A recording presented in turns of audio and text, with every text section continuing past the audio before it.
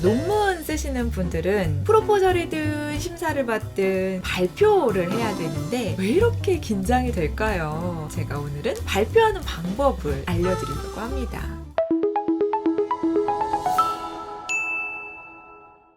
여러분 안녕하세요. 강지연입니다.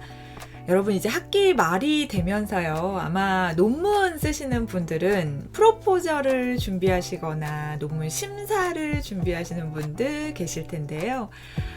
저도 다시 하고 싶지 않을 정도로 정말 긴장되고 너무 어려웠던 순간이었던 것 같아요. 프로포절과 심사는 모두 다 이제 심사하시는 교수님들 앞에서 내가 어떤 연구를 할 거다, 그리고 나 어떤 연구 했다 라고 이야기하는 순간인데요. 왜 이렇게 긴장이 될까요?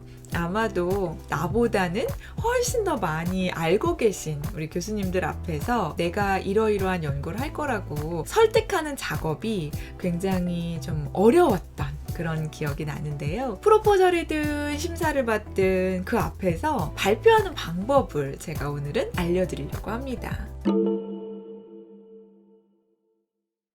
프로포절이라는 건 내가 이러이러한 연구를 진행할 거예요. 괜찮은가요? 라고 확인을 받는 그런 순간인데요. 구체적인 연구를 진행한 상태가 아니기 때문에 가장 중요하게 체크하셔야 되는 건 시제입니다.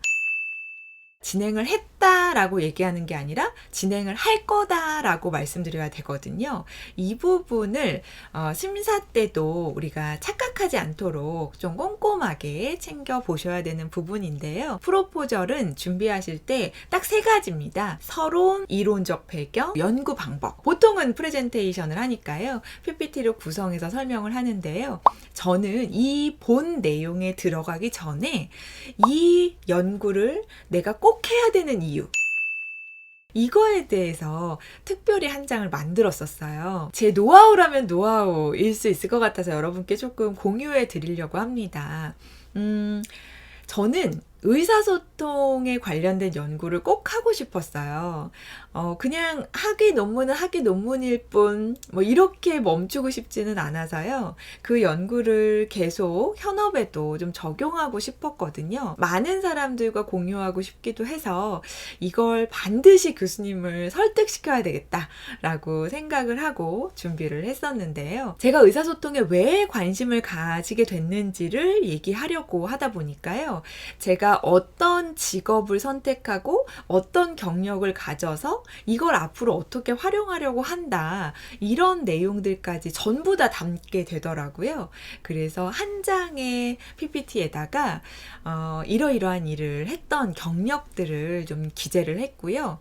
이걸 토대로 해서 내가 이 연구를 진행하면 앞으로는 이러이러한 효과가 있을 거다라고 해서 교수님들께 좀 어필을 했던 것 같아요. 물론 그 부분을 아주 관심 갖고 보지는 않으세요. 교수님들은 아무래도 어떤 이론적 배경을 바탕으로 어떤 연구를 하려고 하는지에 더 관심을 가지기는 하시지만, 이 연구자가 이거에 대해서 얼마만큼의 관심을 갖고 있고 또 어떻게 진행하고자 한다라는 걸 명확히 밝히면요, 설득력이 생깁니다. 그래서 여러분들도 한번 활용해 보시기를 좀 권해드리겠습니다. 그리고 또 한 가지 중요한 건 시간입니다. 발표 시간을 많이 가지면 교수님들이 이거에 대해서 이야기를 할 그런 시간이 좀 줄어들기 때문에 발표는 최대한 10분에서 15분 사이로 끝내는 게 좋아요. 특히 프로포절을 할 땐 이론적 배경을 설명하면서 시간을 보내거든요. 그런데 교수님들 이론적 배경은 그냥 읽어보시고 오셨기 때문에 굳이 그거에 대한 안내보다는 내가 이 연구를 왜 하려고 하는지에 대한 서론의 목적이 분명해야 하고, 마지막 부분에 들어가는 연구 방법에서 어떠어떠한 검사를 사용하고 어떤 통계 방법으로 결과를 도출해 낼 건지에 대해서 구체적으로 작성하는 게 가장 중요합니다. 자, 프로포절은 이렇게 준비를 해보시고요. 이번에는 심사로 한번 가볼게요. 심사 같은 경우는 여러 차례 심사를 거칩니다. 한 번이 아니라 두 번, 세 번 진행을 하게 되는데, 자, 이 심사를 받을 때도요, 우리는 프레젠테이션을 준비해야 해요. 여기서 중요한 건 앞에서 말한 서론, 이론적 배경은 이제 중요하지 않습니다. 심사에서 가장 중요한 거는 결과적인 부분이거든요. 연구 결과가 어떻게 나왔는지, 그 분석을 어떻게 했는지, 그리고 논의를 어떻게 작성했는지, 이 부분이 가장 중요하기 때문에 앞부분은 거의 언급하지 마시고요. 한 장 정도로 요약해서 넘어가면 되고, 결과와 논의에 최대한 심혈을 기울여서 작성을 하시면 돼요. 이때도 중요한 건 시간입니다. 질의응답 시간이 굉장히 중요하고요.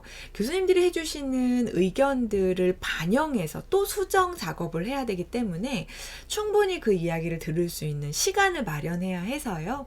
여러분들의 발표는 최대한 줄여서 하시면 좋을 것 같아요. 교수님들도 이미 그 결과를 다 보고 오시는 거라서요. 어떤 방식으로 어떻게 했을 때 더 낫지 않을까라는 의견들을 많이 가지고 오세요. 교수님들의 의견을 많이 들을 수 있도록 물어도 보시고 또 이야기해 주시는 것들을 잘 반영해 보는 형태로 준비하시면 됩니다.